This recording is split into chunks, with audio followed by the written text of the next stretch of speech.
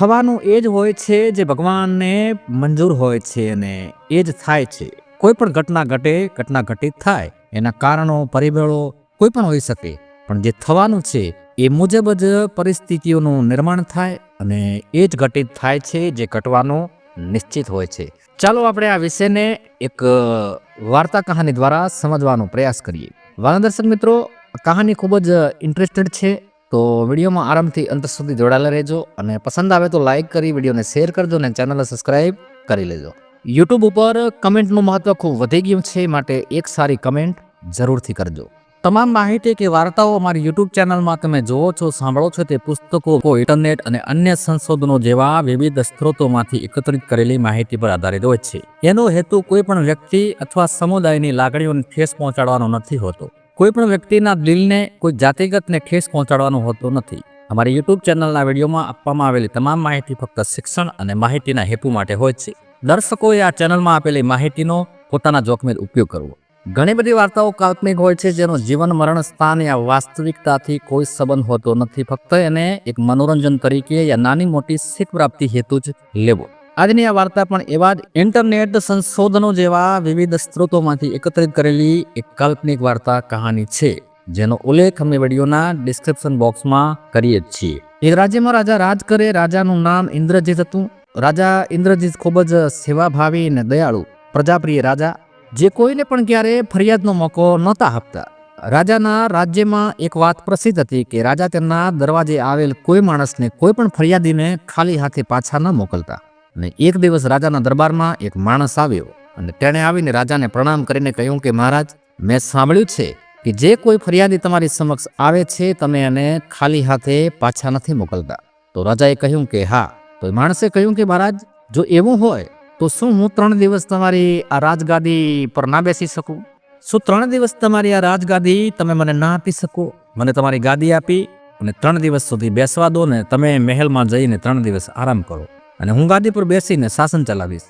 અને રાજા તરત જ સિંહાસન પરથી નીચે ઉતરી ગયા અને તેમના દરબારમાં હાજર તમામ મંત્રીઓ અને દરબારીઓને આજથી બરાબર 3 દિવસ સુધી આ માણસના આદેશનું પાલન કરવાનો રાજાએ આદેશ આપી દીધો. અને રાજાએ તે માણસને તેમની ગાદી પર બેસાડી દીધો અને પોતે પોતાના મહેલમાં ગયા. તે માણસ 3 દિવસ સુધી રાજગાદી પર બેઠો અને ચોથા દિવસે રાજા તેની પાસે આવ્યા અને કહ્યું કે ભાઈ, તમે 3 દિવસ સુધી આ સિંહાસન પર બેઠા છો અને હવે સિંહાસન પરથી નીચે ઉતરો અને તમારો રસ્તો માપો. અને આટલું સાંભળીને તે માણસે કહ્યું કે રાજન, હું તમારી ઉદારતાની કસોટી કરવા આવ્યો હતો. વાસ્તવમાં મેં તમારા વિશે જે સાંભળ્યું હતું તેના કરતાં પણ ઘણું બધું મને મળ્યું છે અને તમે ખરેખર ઉદારદિલ રાજા છો. પણ હું આ ગાદી પર 3 દિવસ બેઠો છું અને 3 દિવસ બેઠા પછી હવે મારો ઈરાદો બદલાઈ ગયો છે. મારું મન આ સિંહાસન પરથી ઉતરવા નથી માગતું. આખી દુનિયા તમને ભગવાનનો અવતાર માને છે. હું તમને વિનંતી કરું છું કે આ સિંહાસન, આ રાજ્ય મને ભગવાનના નામે દાન કરી દો. જ્યારે રાજા ઇન્દ્રજીતે તેની વાત સાંભળી તો એ રાજા ઇન્દ્રજીત હસતા હસતા એટલું જ બોલ્યા કે આ રાજગાદી અને રાજપાઠ હવે તારું, આજથી તમે સંભાળો. આટલું કહીને રાજા ઇન્દ્રજીત પોતાના મહેલમાં પાછા આવી ગયા અને આવીને રાણીને બધી વાત કરી. અને રાણી પણ નેકદિલ ને પતિવ્રતા નારી હતી. કહ્યું કે મહારાજ, કોઈ વાંધો નહીં, તમને જે યોગ્ય લાગ્યું એ મને માન્ય છે. હવે રાજા અને રાણીને 2 પુત્રો હતા. રાજા અને રાણીએ તેમના 2 પુત્રો સાથે એ રાજમહેલને છોડ્યો. પણ રાજમહેલ છોડ્યો તે પહેલા તેમની જીભ પર એક પણ ફરિયાદ નહોતી. રાજાને ભગવાનમાં ખૂબ જ વિશ્વાસ હતો. રાજા મનમાં વિચાર કરે છે કે ભગવાનના મનમાં મારા વિશે કંઈક બીજું જ છે. એટલે રાજા અને રાણીએ પોતાના 2 પુત્રોને સાથે લઈ રાજપાટ, રાજ્ય બધું છોડી દીધું અને હાલી નીકળ્યા. જેમ રાજા હરિશ્ચંદ્ર અને તારામતી એ રાજપાટ બધું મૂકીને હાલી નીકળ્યા હતા, એમાં રાજા ચાલતા ચાલતા વિચાર કરે છે કે કાલ સુધી મારા માટે 100 હાથી ઘોડાઓ તૈયાર રહેતા હતા. આજ મારે પગપાળા ચાલીને જવું પડે છે. પણ ઈશ્વરને કદાચ આ મંજૂર છે અને જે ઈશ્વરને મંજૂર છે એ મને પણ મંજૂર છે. કાલ સુધી હજારો સેવકો મારા સેવક બનીને ઊભા રહેતા હતા અને આજે ખબર પૂછવા વાળું પણ કોઈ નથી. પણ આવી પરિસ્થિતિમાં પણ રાજાએ ફરિયાદનો એક શબ્દ પણ ઉચ્ચાર્યો ન હતો. પગપાળા મુસાફરી કરીને તે ચાલતા રહ્યા અને ખૂબ જ થાકી ગયા હતા. રાજા અને રાણીથી 2 નાના પુત્રોનું દુઃખ સહન થતું ન હતું, પણ બંનેને ભગવાનમાં પૂરો વિશ્વાસ હતો અને થોડા દિવસો સુધી આ રીતે પગપાળા મુસાફરી કરી અને તેઓ એક નગરમાં પહોંચ્યા. ત્યાં એક ધર્મશાળા હતી અને ધર્મશાળામાં શરણ લીધી અને તે નગરની બહાર એક મોટા સોદાગરનો કાફલો આવીને રોકાયો હતો. એટલે સોદાગર ઘોડા પર બેસી અને ત્યાં ફરી રહ્યો હતો અને ત્યાં ધર્મશાળા તરફ આવ્યો, જ્યાં રાજા અને રાણી તેમના બે પુત્રો સાથે રોકાણા હતા. હવે જ્યારે સોદાગરની નજર રાણી પર પડી ત્યારે તે સમજી ગયો કે આ સ્ત્રી કોઈ ઉચ્ચ પરિવારની છે. પણ રાણીનો રૂપ જોઈ અને સોદાગર મોહિત થઈ ગયો અને તેણે મનમાં નક્કી કરી લીધું કે આ સ્ત્રી સાથે હું લગ્ન કેમ ના કરી લઉં. એટલે સોદાગર રાજા પાસે ગયો અને કહ્યું કે શ્રીમાન, હું એક વેપારી છું, મારો કાફલો શહેરની બહાર રોકાયેલો છે, મારી પત્નીને સંતાન થવાનું છે, પ્રસૂતિનો સમય છે અને આ સમયે તેની સંભાળ રાખનાર કોઈ સ્ત્રી નથી. તમે દયાળુ માણસ લાગો છો, શું તમે તમારી પત્નીને થોડી વાર મોકલી શકો છો? કદાચ એમના કારણે મારી પત્નીની પીડા ઓછી થાય. બાળકનો જન્મ થતાં જ હું તમારી પત્નીને પાછી અહીં છોડી જઈશ.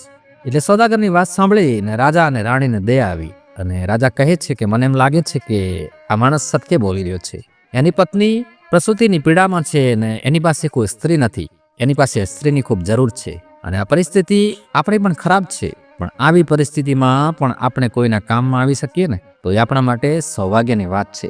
માટે હે રાણી, હવે વિલંબ ન કરો અને ભગવાન ઉપર વિશ્વાસ રાખી અને તેની પત્નીને આ હાલતમાં સહાયરૂપ બનો. તે સમયે વેપારી સાથે જવા માટે રાણી તૈયાર થયા. એટલે સોદાગરે કહ્યું કે મારો કાફલો શહેરથી થોડો દૂર છે અને મને અહીં આવ્યાને ઘણો સમય થઈ ગયો છે, એટલે મારી પાછળ મારા ઘોડા પર બેસી જાઓ, જેથી કરીને આપણે વહેલામાં વહેલી તકે મારા કાફલા સુધી પહોંચી શકીએ. પછી સોદાગરે તેના કાફલાને કૂચ કરવાનો ઈશારો કર્યો અને તેણે ઘોડાને એક બાજુએ દોડાવી દીધો. અને રાણીને આ બધું જોઈને સોદાગરની નિયતની જાણ થઈ ગઈ. રાણીએ બચાવો બચાવોની બૂમો પાડી, પણ ત્યાં કોણ સાંભળે. એ સોદાગરને રાણી પર દયા ન આવી અને તેણે રાણીને ઘોડા પર બેસાડીને તે લઈ ગયો. ઘણો સમય વીતી ગયો, રાણી હજી પાછા ના આવ્યા. એટલે રાજા ઇન્દ્રજીતને ચિંતા થવા લાગી કે ઘણો સમય થઈ ગયો છે, મારી પત્ની હજી સુધી પાછી કેમ નથી આવી. એટલે રાજા બંને પુત્રોને સાથે લઈને રાણીની ખબર કાઢવા રાણીને લેવા માટે જાય છે. એટલે નગરની બહાર જાય છે. સોદાગરના કાફલાને શોધવાની ઘણી કોશિશ કરી, પણ કાફલો ક્યાંય મળ્યો નહીં. એટલે પછી રાજાએ ઉત્તર દિશા તરફ ધૂળ ઉડતી જોઈ અને અનુમાન લગાવ્યું કે કાફલો છે ને આ એ જ દિશામાં ગયો છે. એટલે રાજા પણ તે જ દિશામાં બંને દીકરાઓને લઈ અને ચાલી નીકળ્યા. ઘણા આગળ જતાં રાજા રસ્તો ભટકી ગયા અને તેમની સામે એક નદી હતી અને એ વહેતી નદી આવી. હવે આગળ જવું હોય તો નદી પાર કરવી પડે. આમ તેમ જોયું કોઈ નાવવાળો મળી જાય, પરંતુ ત્યાં કોઈ નાવવાળો ઉપલબ્ધ ન હતો.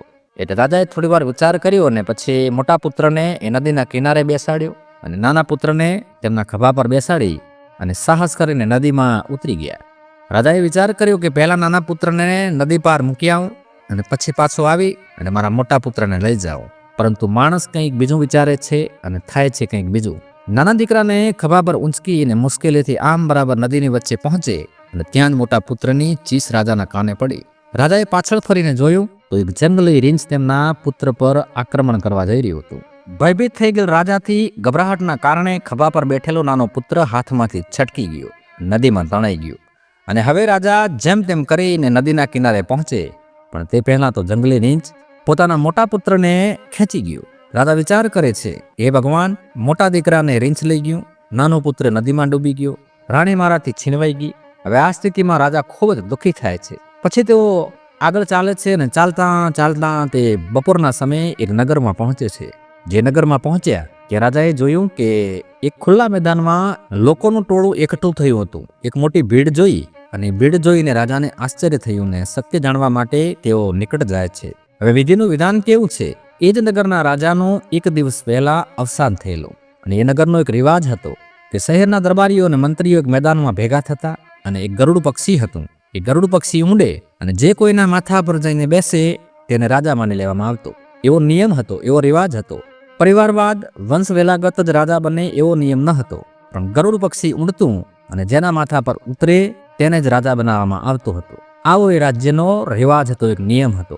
એટલે તેથી જ લોકોનું ટોળું ત્યાં ભેગું થયું હતું અને ત્યાં સુધી તે ગરુડ કોઈના માથા પર બેસ્યું ન હતું, તે આકાશમાં ઊંડી રહ્યું હતું. હવે રાજા ઇન્દ્રજીત જેવા નજીક ગયા કે તરત જ ગરુડ તેમના માથા પર આવી બેસી ગયો.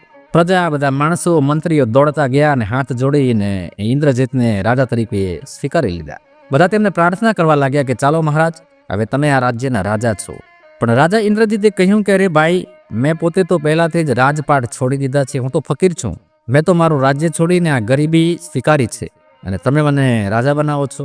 રાજાને કોઈ પણ પ્રકારની રાજપદની ઈચ્છા ન હતી અને દરબારીઓ મંત્રીઓ સમજી ગયા કે આનાથી વધુ સારો રાજા આપણને ક્યારે નહીં મળી શકે.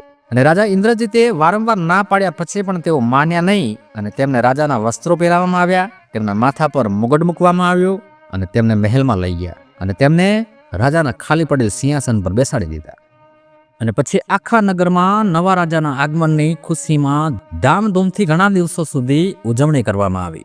રાજા પણ મનમાં ભગવાન તરફથી મળેલ રાજગાદીને ઇનામ સમજતા હતા અને તે રાજ કરવા લાગ્યા. પણ રાજા અંદરથી ખૂબ જ દુઃખી હતા. જ્યારે રાજા તેમના પત્ની અને પુત્રોને યાદ કરતા ત્યારે તેમની આંખો ભીની થઈ જતી. હવે બંને રાજાના પુત્રો સાથે શું ઘટિત થાય છે કે જેને જંગલી રીંછ ઉપાડી ગયું હતું તેને રસ્તામાં એક પારધી જોઈ ગયો અને તેણે તેનું તીર રીંછ પર છોડ્યું અને રીંછ સ્થળ પર ઢળી પડ્યું અને તે રાજાના મોટા દીકરાનો જીવ બચાવી લીધો.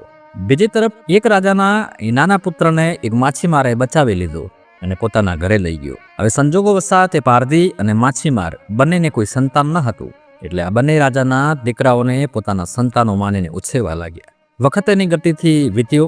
એ બંને જવાન થઈ ગયા અને તેઓ એ જ રાજાની સેનામાં ભરતી થયા. જે રાજા એ બંનેના પિતા હતા. બંનેને રાજાના અંગરક્ષક બનાવી દેવાયા. સમય વીતવાના કારણે બંને છોકરાઓનો દેખાવ બિલકુલ બદલાઈ ગયો હતો, એટલે રાજા પણ તેમને ઓળખી ના શક્યા કે બંને તેમના પુત્રો છે કે ના એ છોકરાઓ ઓળખી શક્યા કે સિંહાસન પર બેઠેલી વ્યક્તિ તેમના પિતા છે. પરંતુ તેઓ બંનેને પણ ખ્યાલ ન હતો કે તેઓ સાચા ભાઈઓ છે. તે પણ કુદરતનો ખેલ હતો કે બંને ભાઈ હંમેશા સાથે રહેતા હોવા છતાં પણ એ ખબર ન હતી કે તેઓ બંને ભાઈ છે.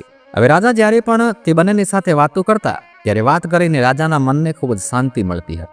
હવે જે સોદાગર એ રાણીનું છળ કરીને અપહરણ કરી ગયો હતો, એણે રાણીની સાથે લગ્ન કરવા માટે ઘણી કોશિશો કરી, ઘણા પ્રયત્નો કર્યા, પરંતુ તે પતિવ્રતા સ્ત્રીએ તેના શરણે ન થઈ. પછી સોદાગર રાણીને એક અલગ રૂમમાં કેદ કરીને રાખતો અને તેને કડક દેખરેખ હેઠળ રાખતો. હવે સોદાગર એના કાફલાની સાથે એ જ રાજ્યમાં આવ્યો અને ત્યાં નગરની બહાર રોકાણ કરી અને અહીંના પ્રથમ રાજાના દરબારમાં તે અવારનવાર આવતો હતો. પણ જ્યારે એને ખબર પડી કે પહેલાના રાજા કરતાં પણ આ નવો રાજા ખૂબ જ ઉદાર દિલ છે અને તે સાંભળીને તે સોદાગરે એ મંત્રી દ્વારા રાજાને કેટલીક મોંઘી મોંઘી ભેટો મોકલી અને પછી તે પોતે રાજાને મળવા આવ્યો. પણ રાજા તેને ઓળખી શક્યા નહીં, કારણ કે વર્ષોનો વખત વીતી ગયો હતો.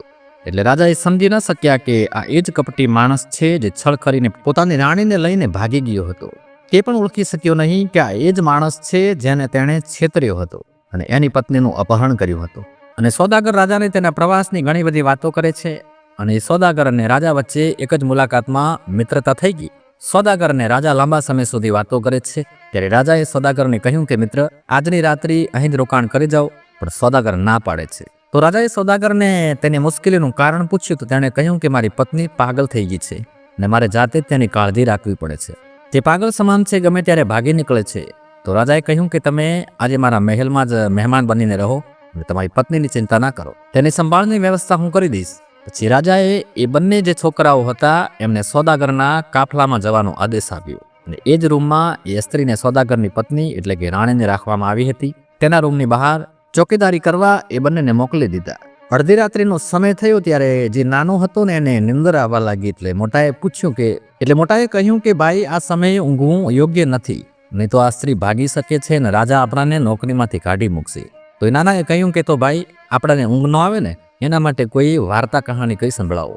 તો મોટાએ કહ્યું કે તને મારી પોતાની જ કહાની કઈ સંભળાવું, જે તું ધ્યાનથી સાંભળ અને મારી કહાની સાંભળીશ તો તને 10 દિવસ સુધી નિંદર નહીં આવે. અને આટલું કહીને તેણે વાર્તા કહાની શરૂ કરી કે ભાઈ, હકીકતમાં હું એક રાજાનો પુત્ર છું. મારા પિતાજી રાજા હતા, એક ધર્મનિષ્ઠ, ન્યાયપ્રિય અને પ્રજાપાલક રાજા હતા. દૂર દૂર સુધી તેમની ખ્યાતિ હતી. લોકો તેમને ભગવાનનો અવતાર માનતા હતા.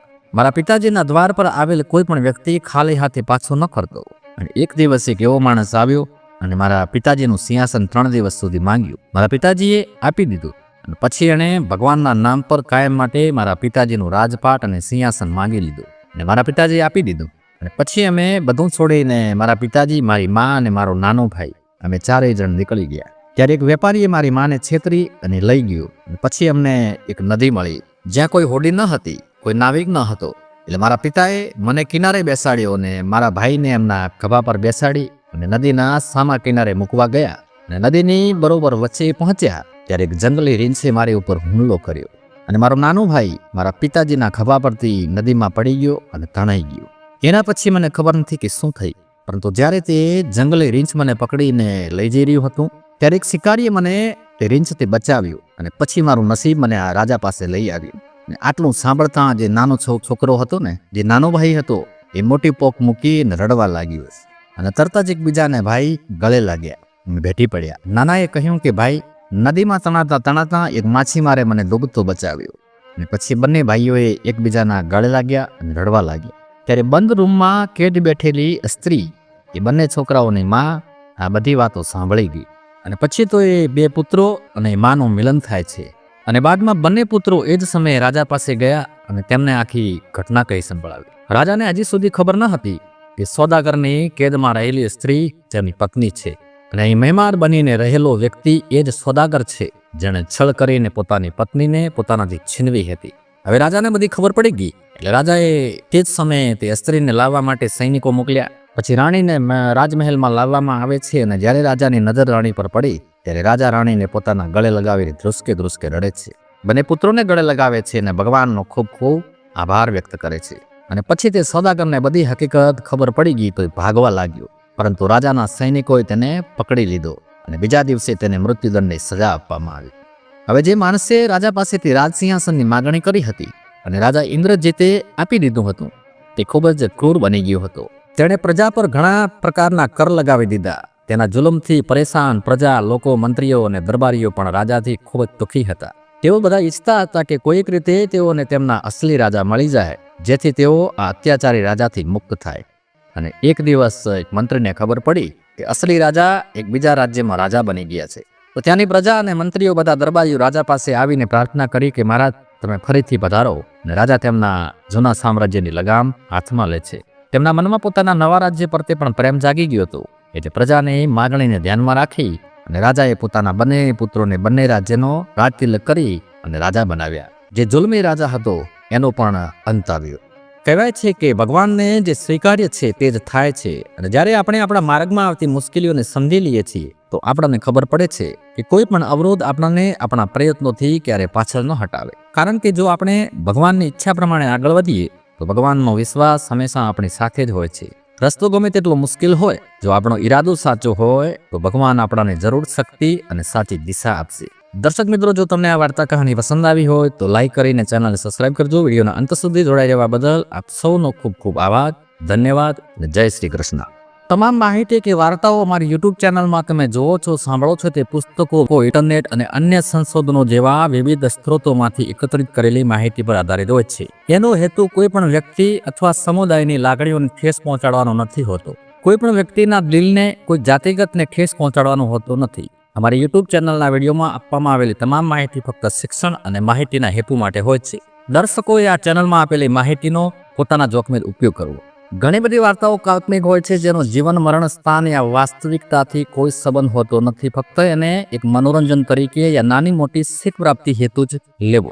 આજની આ વાર્તા પણ એવા જ ઇન્ટરનેટ સંશોધનો જેવા વિવિધ સ્ત્રોતોમાંથી એકત્રિત કરેલી એક કાલ્પનિક વાર્તા કહાની છે, જેનો ઉલ્લેખ અમે વિડીયોના ડિસ્ક્રિપ્શન બોક્સમાં કરીએ છીએ.